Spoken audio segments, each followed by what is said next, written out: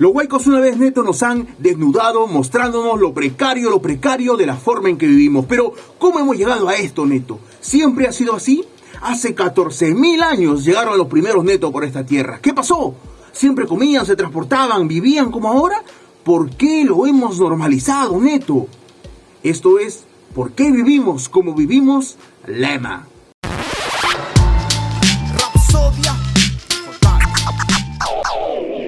¿Cómo llegamos acá, mi neto? Esa es la pregunta.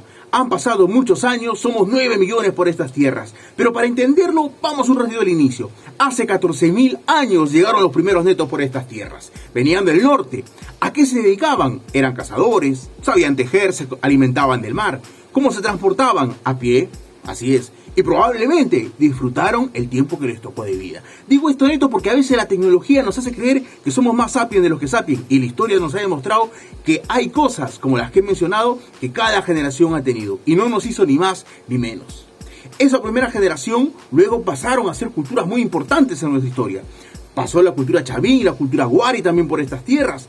Por supuesto, empezaron a desarrollar sus templos. Aún lo vemos. ¿Sabes cuántas huacas llegamos a tener? Como 400 huacas en todas esas tierras. Y fuimos tan trabajadores, tan inteligentes los netos, que empezamos a hacer canales de irrigación. ¿Por qué? Porque teníamos 3 grandes ríos por esta zona. ¿Cuáles son, neto? Tú sabes, no sé, el colegio. A ver, el Chillón, el Rímac y el Lurín.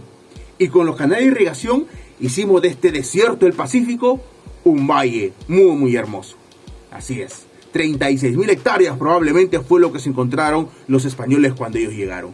Pero bueno, todo va cambiando y en el 1535 ya los españoles por acá dijeron: ¡qué bonito este barrio, estas tierras, todo regadito, sembríos! Pues vamos a poner nuestra ciudad.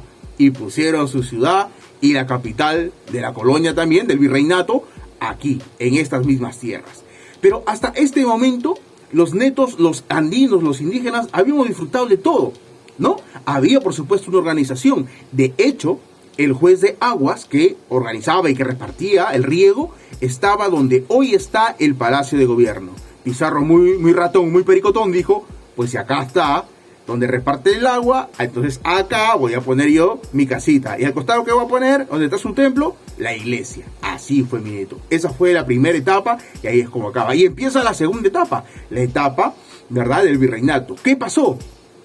Mi neto, para esta etapa ya los netitos habíamos avanzado por esta zona. Lo que era un desierto árido hacía muchos años, lo habíamos ido trabajando y, como ya dijimos, ahora era un valle muy fértil que lo abastecían 3 grandes ríos. Más o menos éramos 20.000 personas y eran 36.000 hectáreas las que había por acá.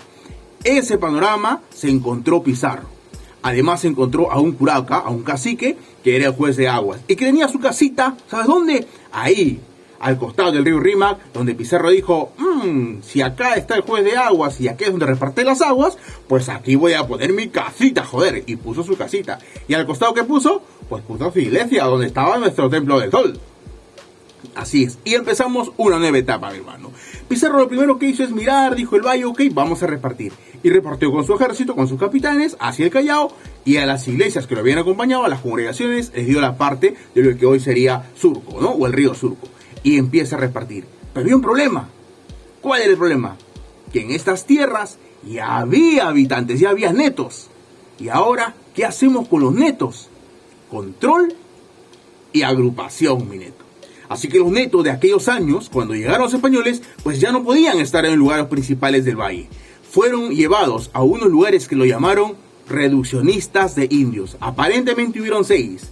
Uno de ellos es lo que hoy sería Pueblo Libre y Barrios Altos. Y ahí lo pusieron. Lamentablemente, la gran mayoría de nuestros antepasados andinos murieron por las enfermedades. ¿Qué hicieron entonces los españoles? Dijeron: bueno, ahora, ¿quién va a trabajar? Y trajeron mano de obra africana, trajeron los esclavos. Esa fue la historia, y de esa separación en la que sacan a los netos de los mejores lugares es que empieza las haciendas. De ahí barren las haciendas por todo el valle y empiezan a dividir. Nace la hacienda de Lince, la hacienda de Comas, empiezan a darle ciertos nombres. Y los netos que estaban trabajando pues no podían ir al centro de la ciudad. Tenían que vivir en estos pueblos reduccionistas o en algunos lugares alejados. Qué coincidencia, ¿no? Los peores lugares para el barrio, tal vez como, no. Bueno, pero así era, mi neto. Esa era la organización que hicieron los españoles por estas tierras. Vinieron las haciendas, pasó el tiempo y llegó la guerra con Chile. Nuevamente Lima se estancó, hubo una pérdida y luego nuevamente empezó a florecer. Por supuesto, ya había mucha más gente en Lima y las murallas que se habían construido en un momento también para proteger Lima tuvieron que ser derrumbadas. Y los netos ya estaban en los lugares como cualquier ciudadano, criollo o español. No, neto, no. Para los netos, para la gente de barrio, se empezaron a crear nuevos barrios. Más o menos por el 1920, Leguía empieza a modernizar la ciudad y siguiendo un poco los caminos que ya habían hecho nuestros primeros netos de las primeras culturas, empieza a hacer caminos, por ejemplo, hacia el Callao, lo que hoy sería la avenida Venezuela, ¿verdad? La avenida Brasil, la avenida Arequipa, que iba hacia el balneario en ese tiempo, Miraflores, Chorrillos. Empieza a alargar la ciudad, pero ojo, aún no había habido una migración. Esto era para las familias que se estaban formando, creando y que no vivían en el centro, sino que poco a poco se iban mudando a la costa. Exactamente, a los balnearios. Incluso creó un ferrocarril también por aquel momento para estas familias. Así llegamos más o menos al año crítico, donde todo va a cambiar, hermano. El 1950. En 1940 hubo un censo, por cierto, y decía que en Lima había 800.000 habitantes. Por supuesto, estos no eran migrantes, era gente que había crecido acá mayormente y los indígenas que habían sobrevivido y la clase esclava africana que había llegado para esos momentos. Pero venía una ola, la ola de la migración interna en el Perú. Y ahí empieza la etapa moderna, la tercera etapa, la que más o menos conocemos hoy en día. Y tú me dirás, al finalizar este video, qué tanto ha cambiado. Bueno, el censo dice que para 1940 en toda la costa solo había 1.700.000 netos y había 4 millones en los Andes. Y esa cifra se invirtió, mi neto. La gente empezó a migrar a las costas, a las ciudades grandes, principalmente a la Lima. Y esta es la parte que nos interesa, porque esta es la etapa en la que hemos vivido. Probablemente nuestros abuelos llegaron por ahí, nuestros padres. Primero vamos a ver, llegaron a Lima. ¿Dónde se fueron? ¿Dónde fueron a vivir? Ya hemos dicho que no podía ser en los distritos que formalmente tenían crecimiento porque no cumplían los requisitos para irse a esas zonas. Entonces tenían que irse a las afueras de los distritos y empezaron a llamarlos a estas zonas las barriadas. Después los llamaron pueblo joven, asentamiento humano, los coneros, de todo, no sé, ¿no? Marginal, de todo el extremo, conforme fueron pasando los años. El primer asentamiento humano, barriada, fue el Cerro San Cosme. Y luego vino el Agustino y se empezó a extender, ¿verdad? Era más o menos el año 60. Ya habían 2 millones en Lima. Y siguió aumentando. Para el 80 habían 4 millones en Lima. Y para el 2000, ¿cuántos netos? 8 millones. ¿En qué trabajaban los netos? ¿En qué trabajaba esa primera, segunda generación? Obreros, cobradores, vendedores, mano de obra no calificada, hermano. Y fueron construyendo sus casas, sus barrios, esos barrios que hoy disfrutamos.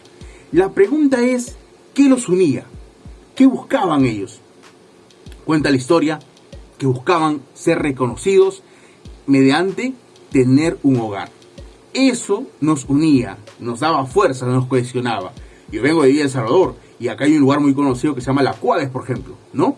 Ahí te hablarán los mayores de cómo ellos se organizaron para buscar ser reconocidos como distrito, porque eso te daba legalidad, te daba título luego, te daba presupuesto, si no era simplemente como en el arrimadito.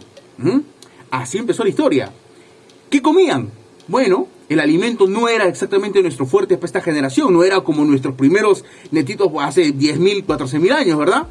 Comíamos pues en comedor popular, ¿verdad? Había ayuda social del gobierno, muy paternalista, luego para los votos también los utilizaron por ahí. ¿Por qué?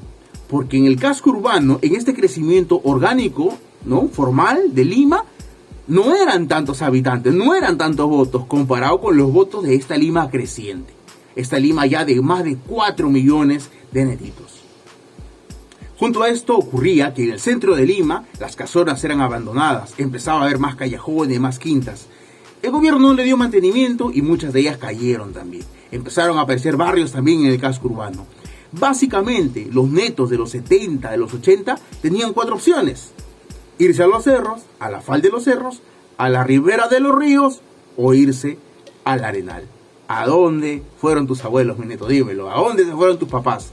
Pues ahí se hicieron los barrios, mi neto. Ahí se hicieron los gueros. en esos lugares hemos crecido los que somos tal vez la segunda o tercera generación. ¿Por qué no eligieron un mejor lugar, un lugar más céntrico? Por money, por demostrar que tenían algunos ingresos. Esa es la verdad. Y eso mismo pasa hoy en día, ¿verdad? Mucha gente aún va a los extremos de la ciudad, aún va a los arenales, a las orillas de los ríos arriesgando su vida porque la circunstancia y las libertades que nos da este sistema los obliga un poco a ir a esos lados. ¿Por qué? Porque tienen que trabajar a lugares más céntricos, igual que en los 80, igual que en los 70. El transporte ha cambiado, ha mejorado, como era el transporte antes en los 80, tal vez los mayores se acuerden, en los 2000.